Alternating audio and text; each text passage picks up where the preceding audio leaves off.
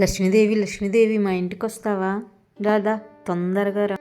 ఈలోపు ఇంకెవరన్నా పిలిస్తే వాళ్ళ ఇంటికి పోతావేమో. వద్దొద్దు, ముందు మా ఇంటికే రా. అసలే ప్రపంచంలో ఎవ్వరికీ లేని పాపులారిటీ ఉంది నీకు. అందరికీ నువ్వే కావాలి.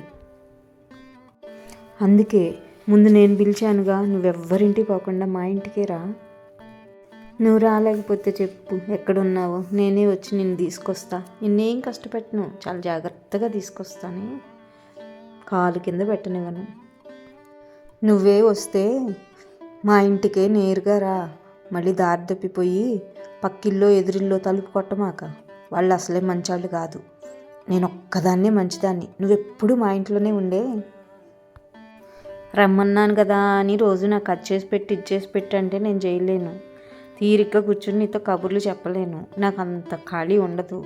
ఏ శుక్రవారమో పండగకో పబ్బానికో నీకు అన్నీ వండి పెడతాను. చక్కగా పండగ వస్తే అన్ని రకాలు చేసి పెడతాను. గారెలు, పులిహోర, పాయసం, పరవాన్నం అన్నీ. రోజు నాకు దీపం పెట్టమని నన్ను ఇబ్బంది పెట్టబాక. అది కూడా పండగ అప్పుడే పెడతాను. మరే నేను నీకు ఇన్ని చేసి పెట్టాను కదా, నాకు రోజు కూర్చుని బంగారపు వాన కురిపియమ్మా, అది కూడా చప్పుడు లేకుండా కురిపియి. మళ్ళీ ఆ చప్పుడు అయితే వాళ్ళు వీళ్ళు చూసి ఇన్కమ్ ట్యాక్స్ వాళ్ళకి కబురు చేస్తారు.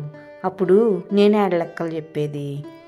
మళ్ళీ ఒట్టి బంగారమే కురిపిస్తావేమో. దాంతోపాటు కాస్త వజ్రాలు వైడూర్యాలు కూడా కురిపియమ్మా. అసలే పచ్చలకు కరువుగా ఉంది.